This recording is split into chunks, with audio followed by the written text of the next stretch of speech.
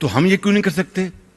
हम क्यों, हमारी क्या तकदीर में लिखा है, कि हमारी किस्मत में लिखा है कि हम इसीलिए पैदा हुए कि हम गरीब रहेंगे, बेकारी रहेंगे? से नहीं बना था हमारा प्यारा वतन पाकिस्तान। गजा से प्यास न बुझी तो अमरीका और इत्तेहादियों ने यमन के खिलाफ भी महाद दे दिया। धन्यवाद। अमरीकी सदर ने ऐलान कर दिया है तीसरी आलमी जंग का। अमरीका ने यमन पर हमला कर दिया है और ये बहुत बड़ा हमला है। तोबा तोबा तोबा तोबा।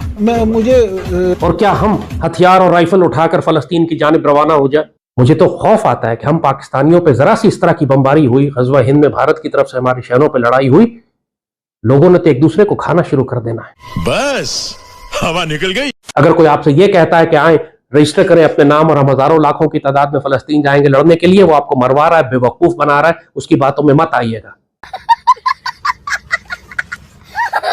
दरअसल स्मृति ईरानी भारतीय साड़ी में मदीना पहुंची और इस दौरान उन्होंने ना ही सिर को ढका था और ना ही कोई हिजाब पहना था।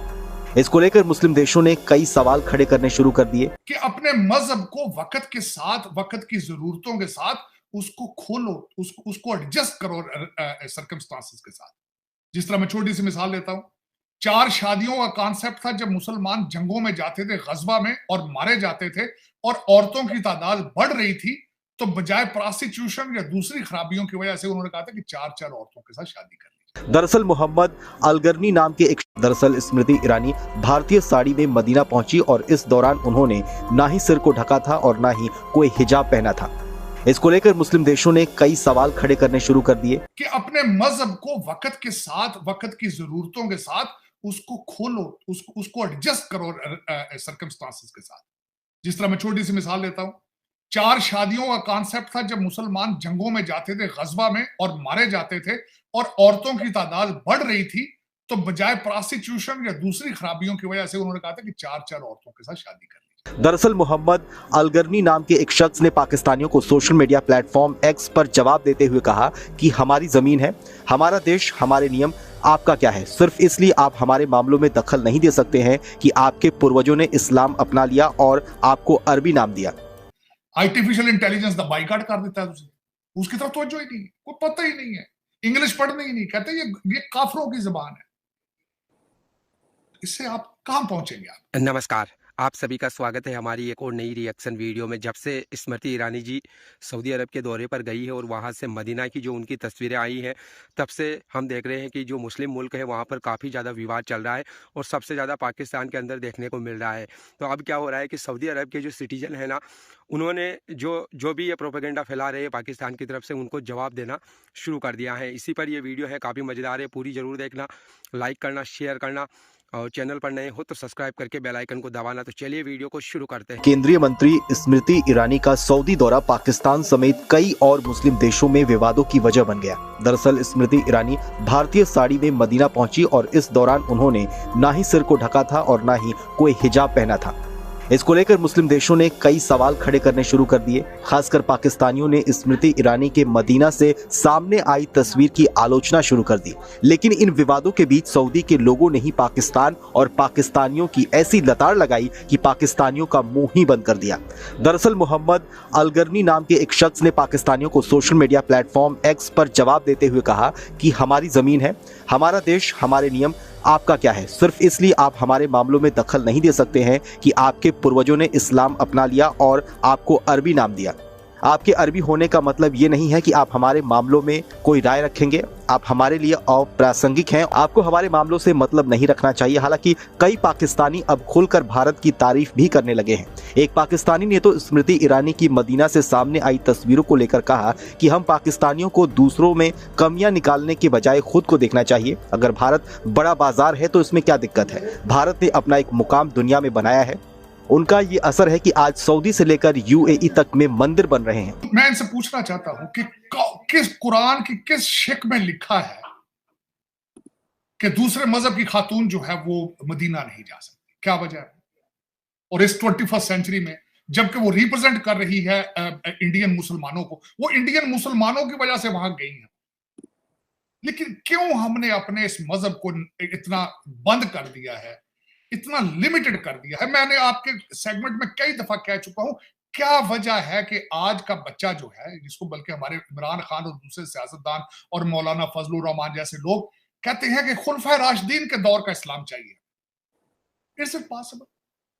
हालांकि इस्लाम के अंदर कॉन्सेप्ट मैं बताना चाहूंगा कि मैंने इस्लाम को बड़ी डिटेल्स पढ़ने की कोशिश की है, मैं सारा तो नहीं पढ़ सका, लेकिन एक कॉन्सेप्ट दिया गया था इज्तिमा और इज्तिहाद का, कि अपने मजहब को वक्त के साथ, वक्त की जरूरतों के साथ उसको खोलो, उसको एडजस्ट करो सर्कमस्टांसेस के साथ।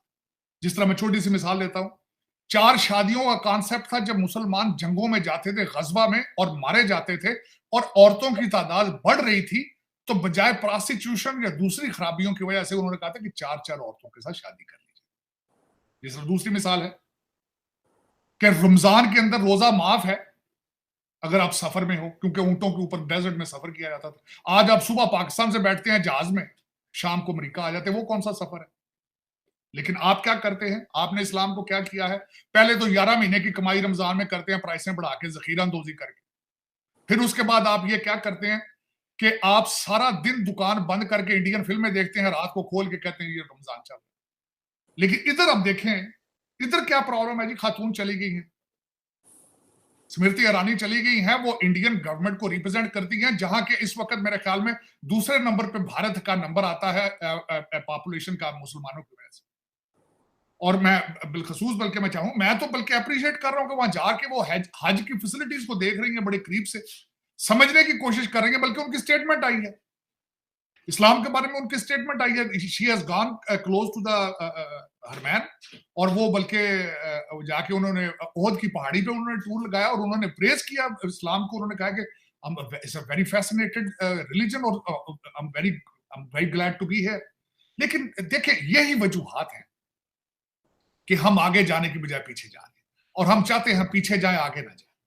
मैं अफसोस है मुझे कि जो इन्होंने कहा, मैं यहाँ बल्कि जब मैं इसके बारे में पढ़ रहा था तो मैं अब सरप्राइज, अभी तक 1,75,000 इंडियन हज पे जाएंगे, 1,75,000, बड़ी पॉपुलेशन।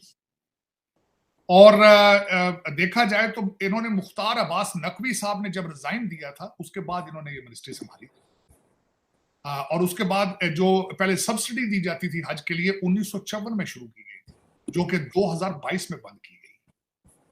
और मैं इस वक्त, मैं जब पढ़ रहा था तो इस वक्त भारत से जब हज पे जाते हैं 3,70,000 रुपए से 4 लाख रुपए का खर्चा आता है तकरीबन। और ये इतनी पॉपुलर, इतने लोगों का जाना, फिर उनके मिनिस्टर का वहां जाकर देखना, मैं समझता हूँ this is a good management, this is part of the good governance. लेकिन उसको क्रिटिसाइज करना मेरे ख्याल में आप ज्यादती कर रहे हैं, या ये ज्यादती होगी। मैं इससे डिसएग्री करूंगा। मैं कहता हूं अंदर भी चली जाती मस्जिद के तो कोई हर्ज नहीं था। मैंने इसके बारे में पूछा है, कई उलमा से, कई जगह पढ़ने की कोशिश की है, मस्जिदों के अंदर भी किसी गैर मुस्लिम का जाना मना नहीं। अब मैं उसकी मिसाल देना चाहता हूं। मैं अगले दिन खुद इस्तांबुल गया था। इस्तांबुल, उस मस्जिद के अंदर जो आपने चर्च से चेंज करके मस्जिद बनाई है, वहां सारे गोरे फिर रहे थे। आया सोफिया, उसके अंदर सारे गोरे फिर रहे थे। कुर्तबा में जो मस्जिदें आप छोड़ के आए, वहां सारा दिन टूरिस्ट गोरे होते हैं, अंदर तस्वीरें खींचते हैं जाके।